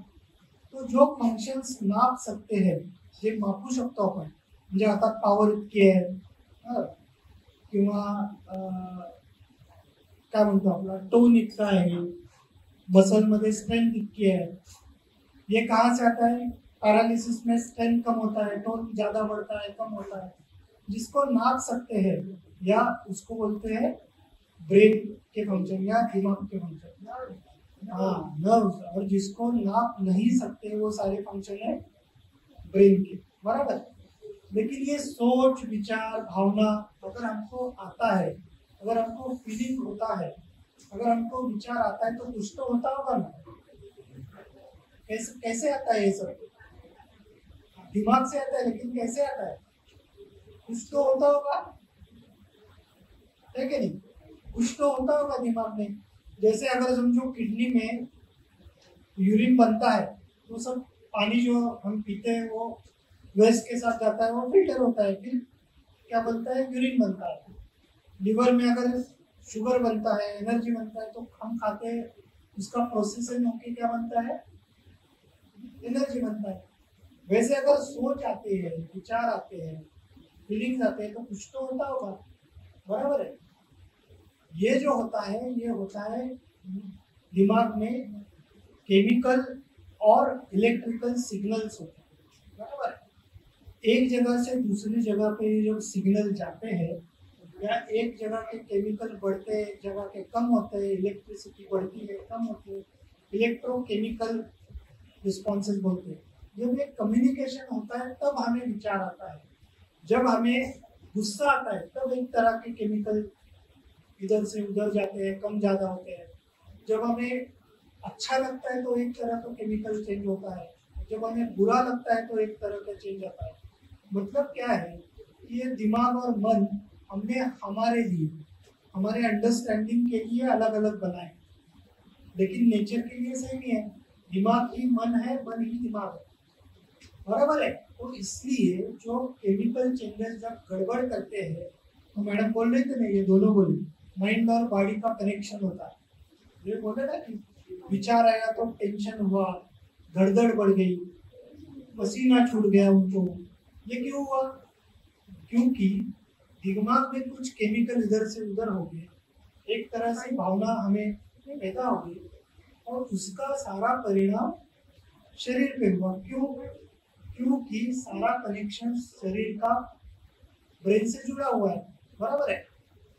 इसका मतलब क्या है कि अगर हमारा मन डिस्टर्ब है तो उसका रिफ्लेक्शन शरीर पे आएगा। ये उल्टा भी हो सकता है, मतलब हमारा शरीर डिस्टर्ब है तो उसका रिफ्लेक्शन कैसे कहाँ पे आएगा? माइंड पे आएगा। मतलब अगर किसी को बहुत दर्द हो रहा है बहुत दिन से, तो हमें क्या लगता है? गुस्सा आता है, कभी कभी उदास लगता है, रोना आता है, बराबर है, अच्छा नहीं लगता। इसका मतलब क्या है कि ये दोनों तरफ से कनेक्शन है, एक डिस्टर्ब है तो दूसरा डिस्टर्ब है, बराबर है। तो अगर हम कहते हैं मन मतलब दिमाग है, बिंदु है, ब्रेन है, और उसमें केमिकल गड़बड़ होने से हमारे प्रॉब्लम्स आते हैं। ये जब केमिकल गड़बड़ थोड़ा सा होता है तो उसको बोलते हैं डिस्ट्रेस। जब वो केमिकल गड़बड़ ज़्यादा होता है तो उसको बोलते हैं डिसऑर्डर, मतलब प्रॉब्लम है, बराबर है। जैसे अगर डायबिटीज है तो इंसुलिन का गड़बड़ है, तो वैसे ही समझो डिप्रेशन है तो कोई एक केमिकल है सेरोटोनिन नाम का, उसका गड़बड़ है, और कुछ दूसरा है तो उसका डोपामिन का गड़बड़ है। ऐसे अलग अलग तरह के केमिकल दिमाग में रहते हैं जिससे एक जगह से दूसरी जगह सिग्नल जाता है, और वो जो केमिकल गड़बड़ होता है तो हमें प्रॉब्लम्स आते हैं, बराबर है। जैसे अंकल ने अभी पूछा ना कि ये गड़बड़ ठीक हो सकता है क्या, ये बीमारी जो है उसका कम हो सकता है क्या? तो डिपेंडेंट कौन सा गड़बड़ है और कितना गड़बड़ है। जैसे डायबिटीज के भी कम डायबिटीज, थोड़ा ज्यादा diabetes, control diabetes, uncontrol diabetes होता है ना। कभी कभी शुगर एकदम से कंट्रोल रहता है, कभी कभी नहीं रहता, बराबर है। वैसे ही मन के बीमारी अलग अलग तरह के रहते, मतलब डायबिटीज एक शरीर का बीमारी है, बराबर है, ब्लड प्रेशर एक बीमारी है, हार्ट अटैक दूसरा बीमारी है, वेट गेन तीसरा बीमारी है। तो जैसे शरीर के अलग अलग बीमारी रहते हैं वैसे मन के भी अलग अलग बीमारी है। शरीर के अलग अलग बीमारी की जो अलग अलग ट्रीटमेंट रहती है, वैसे मन के बीमारी की भी अलग अलग ट्रीटमेंट रहती है, क्योंकि हर बीमारी में होने वाला केमिकल चेंज या केमिकल, हम इसको केमिकल इम्बैलेंस बोलते हैं, या अपने मुन्ना भाई की भाषा में क्या बोलते हैं, केमिकल लोचा। हाँ, केमिकल लोचा जितना ज्यादा है, कौन सा केमिकल का लोचा है उस पर आएगा कौन सा बीमारी है, उस पर आएगा कौन सा ट्रीटमेंट आएगा, बराबर है। उस पर आएगा कि कितना रिस्पॉन्स करेगा और कितना कम या कितना ज्यादा होगा। 1 से 2% ही बीमारी ऐसी होती है मन की साइकेट्रिक, जो जिसके लिए हमेशा के लिए ट्रीटमेंट लेना पड़ता है, जिसे हम बोलते हैं सीवियर मेंटल डिसऑर्डर, जो कॉमनली हमें दिखती है, मतलब जो रास्ते पे लोग दिखते हैं जिसे हम पागल बोलते हैं, वो ये 1 या 2% में है, बराबर है। या कोई ज्यादा बड़बड़ करता है, गुस्सा दिखाता है, उसको भ्रम होते हैं, घास होते हैं, तो वो सीवियर साइकेट्रिक डिसऑर्डर या मेंटल का बीमारी है। लेकिन जो हम में सब में, अभी जैसे मैडम ने दिखाया कि आपको एंजाइटी हुआ, आपको शर्म आया, बराबर, टेंशन आया, बराबर है, टेंशन, तो टेंशन आना या उदास लगना या कोई कुछ करने की इच्छा नहीं होना, मतलब ये एक तरह की बीमारी है। समझो अगर आप बोलेंगे तो टेंशन तो सबको आता है, तो सबको टेंशन है तो क्या सबको टेंशन का बीमारी है क्या? बराबर है। हर एक को कभी ना कभी कभी ना कभी लाइफ में टेंशन आया ही होगा। ऐसा नहीं है कि कभी भी मेरे को कभी टेंशन नहीं है, ऐसा हुआ है क्या? कभी ना कभी टेंशन आया। तो फिर टेंशन और टेंशन का बीमारी में क्या फर्क है? अभी डिस्ट्रेस और डिसऑर्डर में देखा ना, तो जब टेंशन एक तो बहुत ज्यादा आता है, जब वो जितना ज्यादा आता है कि उसके वजह से हम जो कार्य करना चाहते हैं वो कर ही नहीं पाते। समझो अभी एग्जाम का उदाहरण इन्होंने दिया, अगर इतना टेंशन आता है कि हम पेपर के लिए जाते ही नहीं, या जाते हैं तो पेपर लिख ही नहीं पाते, वो प्रॉब्लम है ना, क्योंकि आगे जाने में तकलीफ कर रहा है। या अगर हमारा भी है, हमें अगर समझो न्यूज आता है कि डायबिटीज का शुगर थोड़ा 100 से 110 हो गया, तो हम दिमाग में गोल गोल गोल गोल गोल गोल विचार घूमते रहते हैं, मेरा क्या होगा, ऐसा बढ़ेगा तो हार्ट में प्रॉब्लम आ जाएगा, तो मेरे एक दिन हार्ट अटैक आया तो क्या, अगर मेरे साथ कोई नहीं हुआ तो क्या, मैं अकेली रह जाऊंगी, मुझे कोई देखेगा नहीं। अगर ऐसा हमारा ये सोच इतना बढ़ते बढ़ते बढ़ते बढ़ते इतना बड़ा हो जाए कि उसी सोच के हमें डर लगने लगे, तो प्रॉब्लम है। बराबर है।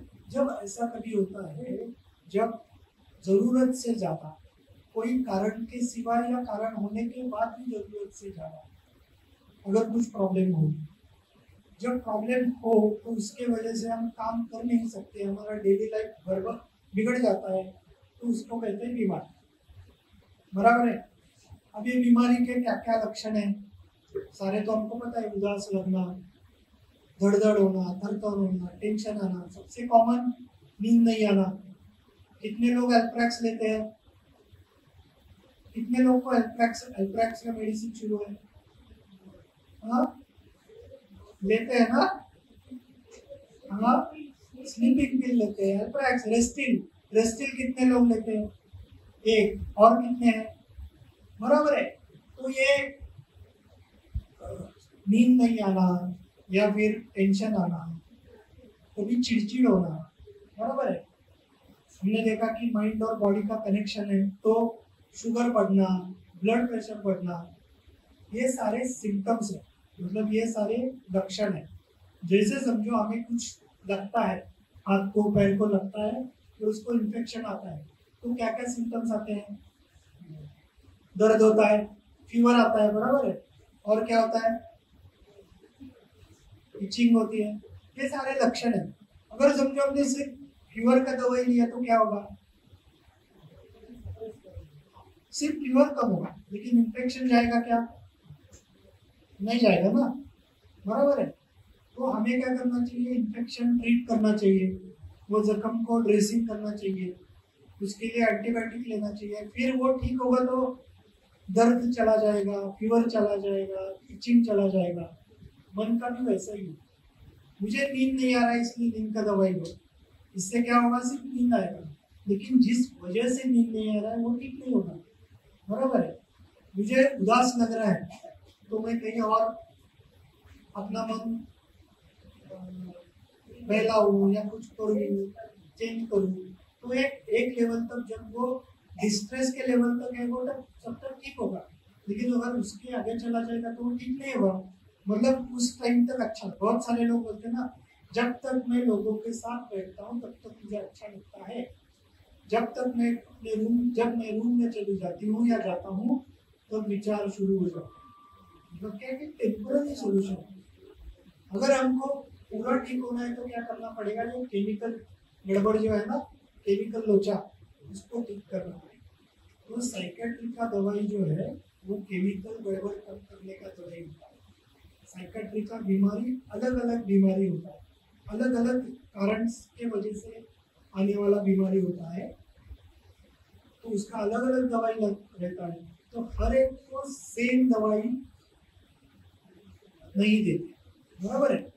बहुत बार हमें क्या होता है कि जैसे अंकल ने बोला कि हम इतने साल से एक्सपीरियंस हुआ है, इतने अनुभव हमें आए हैं, इतने बैड पैच गुड पैच से हम चले गए, बराबर है। इसके वजह से हमारा स्ट्रेस हैंडल करने का या टेंशन हैंडल करने का एक पैटर्न बन गया। या हमें अनुभव के वजह से हम कुछ चीजें अच्छे से हैंडल कर पाते हैं, बराबर है। लेकिन कुछ चीजें जो है वो अभी तक हम हैंडल नहीं कर पाते, कुछ चीजें जो है वो हमेशा ही हमारी गड़बड़ है, बराबर है। या फिर जैसे मैडम ने बोला कि एज के हिसाब से ब्रेन का भी थोड़ा डिजेनरेशन शुरू होता है। मतलब जैसे बच्चा पैदा होता है तो धीरे धीरे हम उसको बोलते हैं कि वो बड़ा हो रहा है, उसका डेवलपमेंट हो रहा है, बोलते हैं ना। फिर वो मान पकड़ता है, फिर बैठने लगता है, फिर दौड़ने लगता है, चलने लगता है, बोलने लगता है। इसका मतलब क्या कि उसका डेवलपमेंट हो रहा है, वो बच्चा बढ़ रहा है। डेवलपमेंट हो रहा है मतलब क्या, उसका ब्रेन मैच्योर हो रहा है। मैच्योर हो रहा है मतलब क्या, ये केमिकल्स जो है उसके पाथ जो है वो अभी धीरे धीरे बन रहे हैं। इसका उल्टा क्या कब होता है, जब हम बूढ़े होने लगते हैं, जिसे हम बोलते हैं डिजेनरेशन।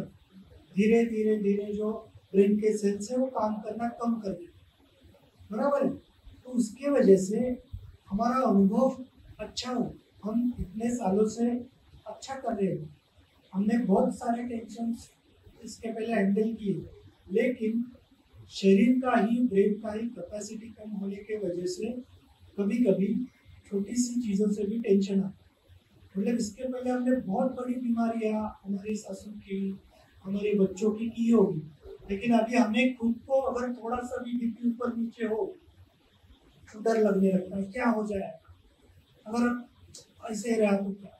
ये क्यों होता है, क्योंकि हमारा ब्रेन का कैपेसिटी थोड़ा सा कम हो रहा है। तो इसके लिए ट्रीटमेंट लेना जरूरी है। कभी कभी क्या होता है कि हम हमारे मन के सिम्टम्स को दुर्लक्षित करते हैं, तो उसको तो बाहर आना ही है, उसको तो कहीं से तो बाहर आना है, तो वह शारीरिक सिम्टम्स के रूप में बाहर आता है। मतलब शुगर ही कंट्रोल नहीं हो रहा, ब्लड प्रेशर ही कंट्रोल नहीं हो रहा, कहीं पे दुख रहा है, बराबर है, कहीं पे दुख रहा है, थकान महसूस हो रही है। तो ये भी मन का डिस्ट्रेस होने का या मन का प्रॉब्लम होने के सिम्टम्स हो सकते हैं, बराबर है। तो ये ऐसे कनेक्शंस हैं। तो हम क्या करते हैं, डॉक्टर लोग क्या करते हैं, जैसे अगर हमने बीमारी है तो उसका इलाज करना पड़ेगा। तो अगर समझो ये बीमारी बहुत ज़्यादा है, बड़ी हुई है, केमिकल इम्बैलेंस ज़्यादा है, तो क्या करना पड़ेगा, दवाई देनी पड़ेगी। तो हमें अगर समझो मैडम ने जो एग्जांपल लिया हम लेते हैं, पैर फ्रैक्चर हो गया, तो पैर फ्रैक्चर होने के बाद हम क्या करते हैं, क्या नहीं अच्छा पैर है, हम चल के देखते हैं, चलने के बाद ठीक हो जाएगा, ऐसा होता है क्या। क्या करना पड़ेगा, उसको प्लास्टर करना पड़ेगा, उसको रेस्ट करना पड़ेगा, फिर वो ठीक हो जाएगा, फिर फिजियोथेरेपिस्ट आएगा, फिर उसका एक्सरसाइज लेगा, फिर हम चल पाएंगे। तो जो डॉक्टर हम लोग रहते हैं, जो फ्रैक्चर वाला स्टेज है उसका ट्रीटमेंट डॉक्टर लोग करते हैं। उसके बाद का वो फिजियोथेरेपिस्ट बोली ना मैडम, उसके बाद एक बार ठीक हो गया तो उसको अच्छा करने का, उसका कैपेसिटी बनाने का काम साइकोलॉजिस्ट करता है, बराबर है। सिंपल बात। हाँ, तो जो मेडिसिन हम लोग जो देते हैं वो दो तरह के मेडिसिन रहते हैं। एक जो है, अगर हम बोलते हैं कि माइंड और बॉडी का कनेक्शन, बराबर है, तो पहला क्या होगा, माइंड के सिम्टम्स कम करने का सॉल्यूशन केमिकल। दूसरा जो है फिजिकल सिम्टम्स कम करने के मेडिसिन, बराबर है। कौन सा केमिकल बैलेंस गड़बड़ है उस हिसाब से मेडिसिन अलग होगा, उसका ड्यूरेशन अलग होगा, उसका डोज अलग होगा, बराबर। उस हिसाब से अगर समझो नींद नहीं आ रहा है तो कुछ दिन के लिए नींद का दवाई शुरू करना पड़ेगा। इसका मतलब ऐसा नहीं कि साइकेट्री के डॉक्टर सिर्फ नींद का दवाई देते। जैसे इन्फेक्शन का उदाहरण लिया तो डॉक्टर पैरासीटामोल भी देते हैं और एंटीबायोटिक भी देते हैं। क्यों? क्योंकि पैरासीटामोल फिजिकल सिम्टम्स कम करने, फीवर कम करने के लिए, दर्द कम करने के लिए, और दूसरा जो दवाई है वो इन्फेक्शन कम करने। वैसे ही साइकेट्री के डॉक्टर दोनों तरह की दवाई, एक जो है केमिकल इम्बैलेंस कम करने के लिए, दूसरे जो है सिम्टम्स कम करने के लिए।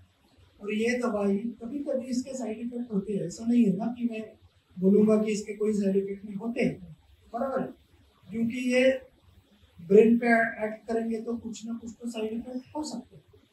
इसका मतलब क्या है, समझो अगर हमको एक एंटीबायोटिक नहीं चला तो हम डॉक्टर को बोलते हैं क्या, नहीं नहीं ये एंटीबायोटिक बंद कर दो, देखते हैं क्या होता है। ऐसा नहीं करते ना, हम क्या करते हैं, डॉक्टर साहब बुखार कम नहीं हो रहा, दूसरा दवाई दो, हायर एंटीबायोटिक दो, अच्छा सा पेन किलर दो, बोलते हैं ना।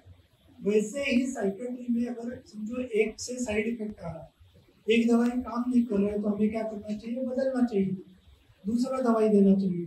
साइड इफेक्ट नहीं है ऐसा नहीं, साइड इफेक्ट है, लेकिन उसका इलाज वो बंद करना नहीं है, उसका इलाज है वो बदलना, बराबर है। तो अभी हमने क्या देखा, डॉक्टर साइकोलॉजी, ये भी साइकोलॉजिस्ट है, उन्होंने साइकोलॉजी के बारे में नहीं बोला, लेकिन साइकोलॉजिस्ट आपके इधर के सारे एक्टिविटीज, जैसे हम क्या बोलते हैं, कोई भी मेंटल डिसऑर्डर या कोई भी साइकेट्रिक डिसऑर्डर अगर हो, कोई भी साइकोलॉजी का प्रॉब्लम हो, तो वो 3 तरह से या 3 कारणों की वजह से, या उसका थियरी क्या है, बायो साइको सोशल मॉडल हम बोलते हैं। बायो मतलब बायोलॉजिकल, मतलब मैंने जो केमिकल वाला जो बोला था, साइको मतलब साइकोलॉजिकल, मतलब मन का, कोपिंग स्किल्स, मन की शक्ति, स्पिरिचुअलिटी, ये सब मन के, और सोशल मतलब इन्वायरमेंट कैसा है, आसपास के लोग कैसे हैं, एक्टिविटीज कैसी है, ये तीनों का अगर संगम अच्छा हो तो मन की शांति बनी रहेगी। तो जो हम लोग जो काम करते हैं वो तीनों को मिल के काम करना पड़ेगा, तो ही मन अच्छा रहेगा। ओके, यस, हो गया। हाँ, आपने वर्ड यूज किया डिस्ट्रेस, आपने वर्ड यूज किया डिस्ट्रेस, हम लोग एक वर्ड यूज करते हैं डिप्रेशन, तो दोनों में क्या फर्क है? देखिए डिप्रेशन जो है ना वो बहुत कॉमनली हम लोग यूज करते हैं, हाँ, या एंजाइटी भी हम कॉमनली यूज करते हैं, लेकिन डिप्रेशन जो है वो डायग्नोसिस है, बीमारी का नाम है, हम उसको मिसयूज करते हैं। उदासी और डिप्रेशन इसमें फर्क है, उदास लगना और डिप्रेशन इसमें फर्क है। उदास लगना या निराश लगना ये इमोशन है, ये नॉर्मल इमोशन है। कभी कभी कुछ चीज़ें अपने हिसाब से ना जाए, कभी कभी कुछ चीज़ें जो है वो बुरी हो जाए, समझो किसी की डेथ हो गई, हमारा कुछ लॉस हो गया, तो हमें बुरा लगता है, हमें उदास लगता है, लेकिन ये उदास कैसे रहता है, वो टेम्पररी रहता है, बराबर है। किसी का लॉस हो जाए तो हमारा एक प्रोसेस रहता है ना ग्रीफ का, दिन पहला दिवस, दूसरा दिवस, मग ते सगळे दिवस, 14वां दिवस, फिर हम उसका अपना सब शुरू करते हैं, तो हम वो लॉस से उभर के बाहर आते हैं, तो वो उदासी का नॉर्मल इमोशन। डिप्रेशन ये बीमारी है, मतलब क्या कि ये सब चला गया फिर भी उदास लग रहा है, ये उदास लगने के वजह से खाना कम कर दिया, सो नहीं पा रहे हैं, उसके वजह से वजन कम हो गया, उसके वजह से खुद का केयर लेना कम हो गया, अगर ऐसा होता है तो वो बीमारी है, उसको हम बोलते हैं डिप्रेशन, बराबर है।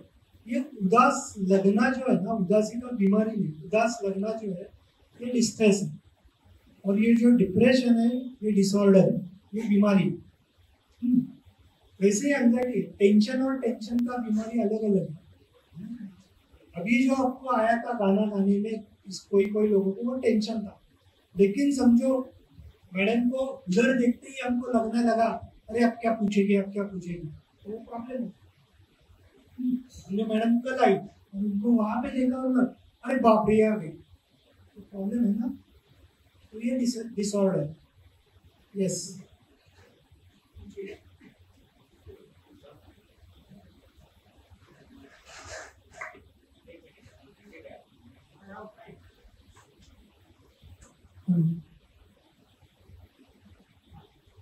I have gone through so many statements.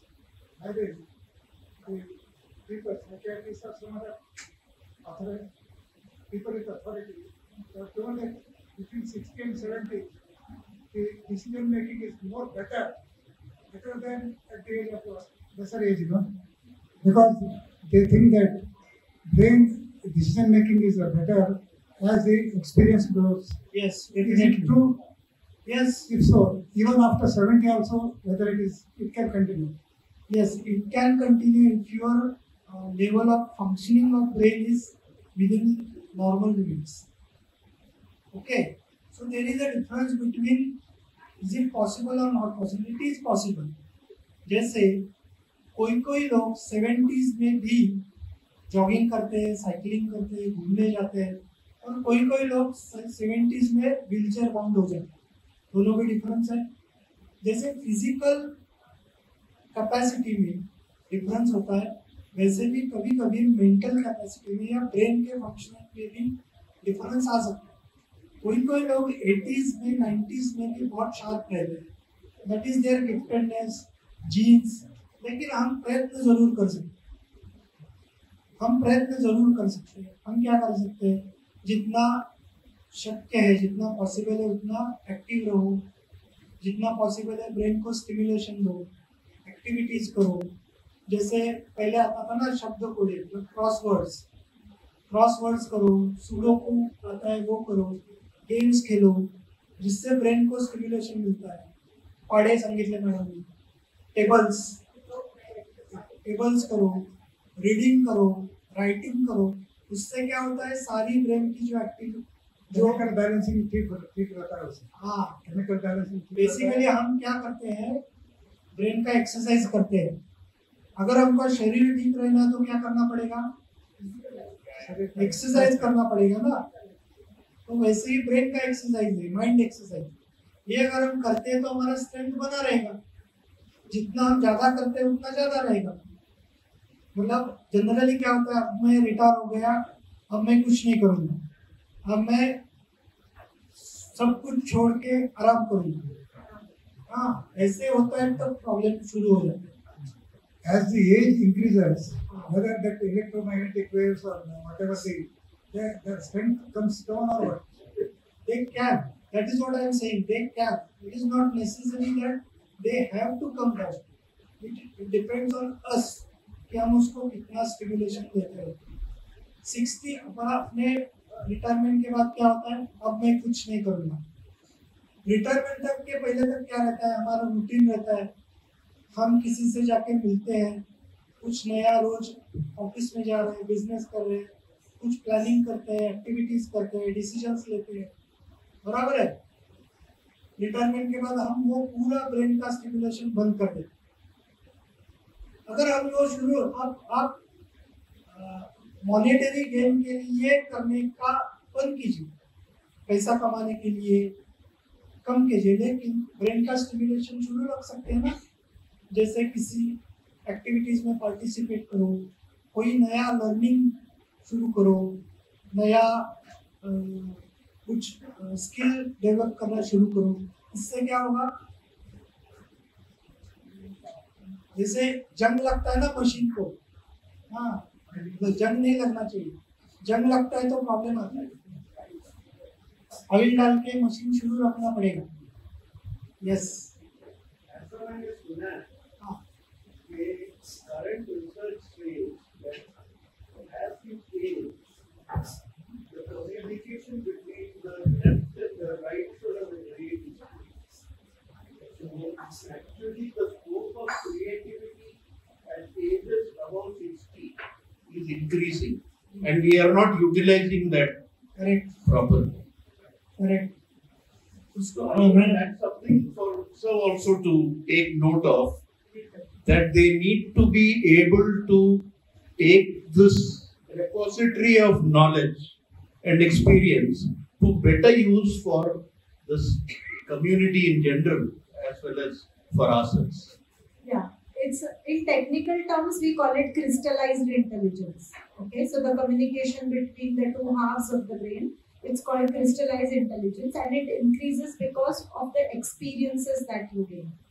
Okay, it is no more, we don't see things in isolation with the age and crystallized intelligence, and we start connecting the dots. And when all dots get connected, there is something called as wisdom and the crystallized intelligence which emerges. And so that though your IQ may not remain the same, it may deteriorate, it may show difference in the number, but if we really measure your crystallized intelligence, it will show increase. So you're right, it does increase. हम जो बोलते हैं ना सीखते experience होता है, learning होता है, मतलब क्या होता है, जैसे बच्चा बड़ा होता है, हम बोलते हैं वो बड़ा हो रहा है, ब्रेन ग्रो कर रहा है ना, तो बेसिकली क्या होता है, जो ब्रेन के अलग अलग पार्ट्स जो अलग अलग फंक्शन करते हैं वो सिंक्रोनाइज होना शुरू कर देता है, मतलब एक का दूसरे से कनेक्शन बनना शुरू हो जाता है। तो रिसेंट रिसर्च क्या कहता है, पहले हमको क्या लगता था कि 18 साल के या 15 साल तक ही ब्रेन का ग्रोथ होता है, अब ऐसा नहीं है।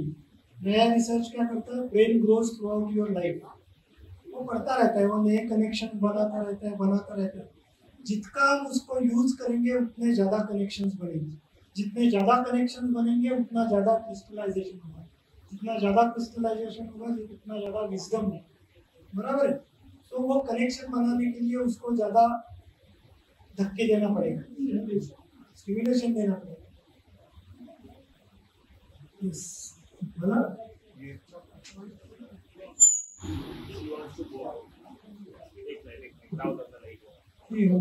one of my relative, he is having the hallucinations, lot of hallucinations, so he becomes violent. So we want him to take him to psychiatrist, but he is not. He said, "I am because it is on off. Sometimes he behaves very normally, and sometimes he goes out of the mind. But he is not willing to come to psychiatrist. What to do that?" जो आपने बोला ना वो 1% में आता है, 1% severe psychiatric problem, उसमें ये आता है। तो what we call it as a साइकोसिस।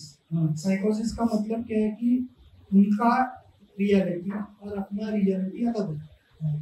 उनके रियलिटी में उनको जो लगता है, सुनाई देता है, जो लोगों के बारे में इंट्यूशंस आते हैं, उनके बारे में लगता है, वो उनका अलग रियलिटी है। लोग मेरे बारे में बातें कर रहे हैं, लोग मेरे पीछे लगे, उनका रियलिटी और अपना रियलिटी अलग रहता है। अगर हम उनको बोले कि मेरे रियलिटी के हिसाब से चलो, तो वो बोलेंगे तुम गलत हो, इसीलिए उनको लगता है कि तुम गलत कर रहे हो, मुझे कोई जरूरत नहीं, तुम्हें जरूरत है।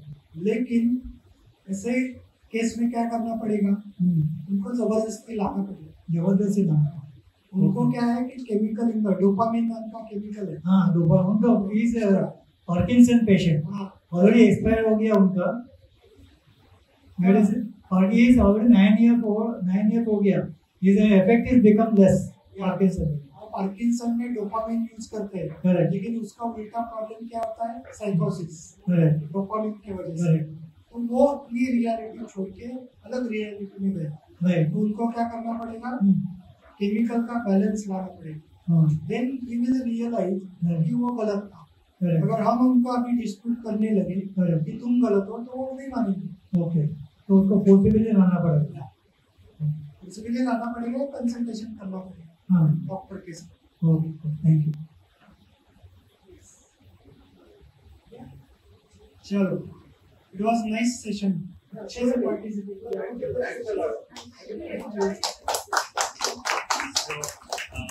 Thank you very much, and it's really overwhelming to see इतने सारे लोग, शायद मैंने पहली बार देखे इतने सारे लोग यहाँ पर। So thank you very much, and जो मैंने पहले बताया था कि ये IPH की टीम है, ये तीनों, और उनको जरूरत लगी तो कोई और स्पेशलिस्ट उनकी जो टीम में है उनको यहाँ पे लाएंगे। जिनको जरूरत है, जिनको इच्छा है उनसे काउंसलिंग करने की, उनका कंसल्टेशन करने की, उन्होंने एग्री किया है सिर्फ उत्सव के लिए कि वो यहाँ पे आके करेंगे। एक और बात बताना चाहता हूँ कि हम लोग जो इवनिंग एक्टिविटी कराने की कोशिश करते हैं, वो जो इन्होंने बोला वही हिसाब से हम लोग इतने साइंटिफिक नहीं करते जैसे ये लोग करते हैं, बट जो सोच से करते हैं कि आपका ब्रेन का सिमुलेशन हो। ओके, तो आपको जो आर्ट एंड क्राफ्ट की एक्टिविटी कराते हैं, म्यूजिक कराते हैं, तो ये सब वो सोच के कराते हैं। अभी इन लोगों के इंटरवेंशन से हम ऐसा मान के चलते हैं कि वो हमको और भी गाइडेंस देंगे, तो हम और भी अच्छा कुछ करेंगे। So thank you very much, and we really enjoyed. I can see overwhelming response. So thank you.